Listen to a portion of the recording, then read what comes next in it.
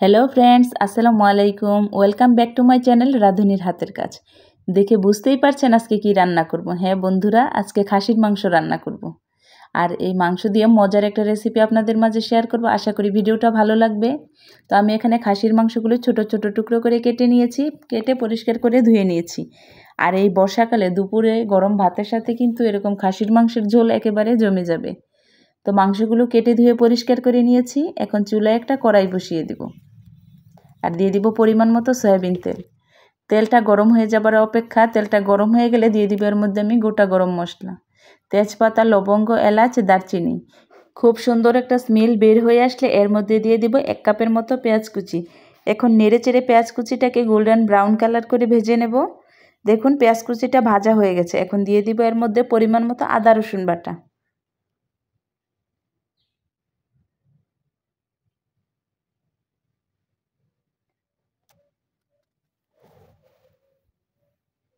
এখন আদা রসুন বাটাটা দিয়ে ভালো করে নেড়েচেড়ে একটু ভেজে নেব। এতে করে আদা রসুনের যে কাঁচা গন্ধটা আছে সেটা চলে যাবে। ভালো করে ভেজে নেওয়া হয়ে গেলে এখন এর মধ্যে দিয়ে দিব আমি আর বাকি মশলাগুলো।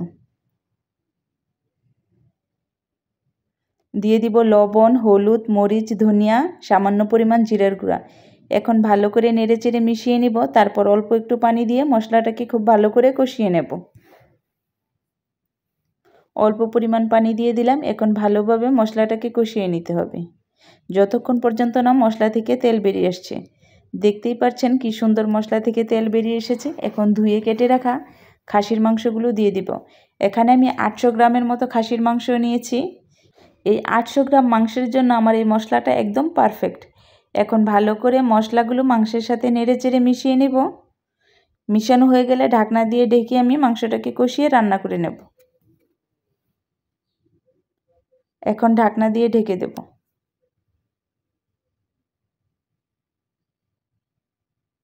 এখন ঢাকনাটা উঠিয়ে আবার একটু নেড়েচেড়ে দিব যাতে নিচ দিয়ে যাতে না লেগে যায়।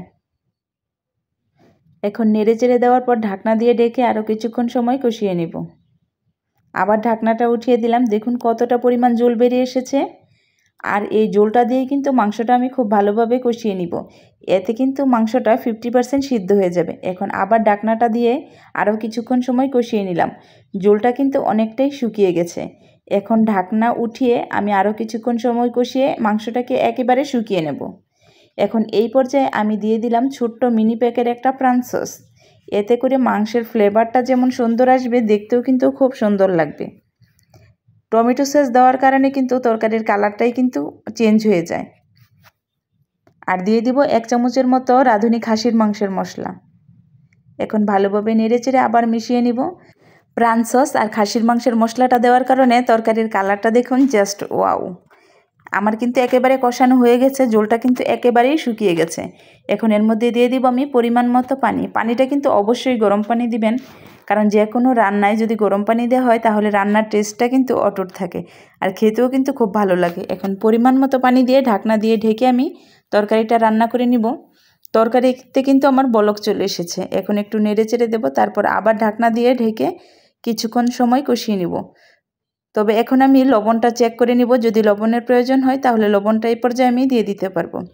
আর আজকের রান্নাটা কিন্তু আমি মাটির চুলায় করছি। আর যে কোনো রান্না মাটির চুলায় করলে কিন্তু খেতে খুবই ভালো লাগে।